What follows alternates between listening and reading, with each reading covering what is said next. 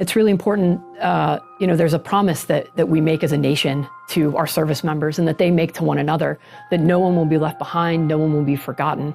And this is how the nation executes that promise. This is how we go about fulfilling that.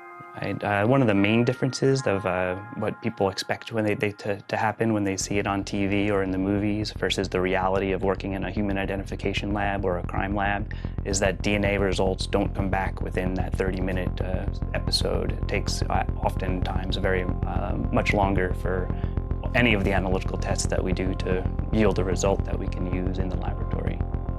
The USS Oklahoma project was one of the main first projects that we've had to do as a concerted effort for a project, and we just recently hit the 200 ID milestone this past week or a couple weeks ago.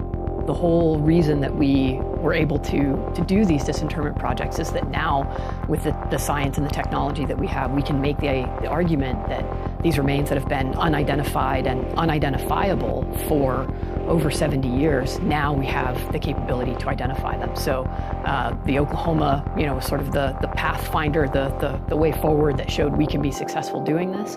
And so based on their success, we made the argument to disinter the West Virginia and the California. And so, yeah, the expectations are identical that we will be able to identify all or nearly all of the individuals from those two ships that are still unidentified.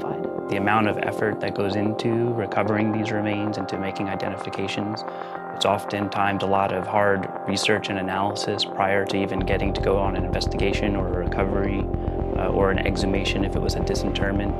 And then once the remains are accessioned into the laboratory, be it from field work or from exhumations from cemeteries, there's just a large amount of information that we have to take in and analytical tests to perform that all kind of coalesce to become a picture of an individual identification.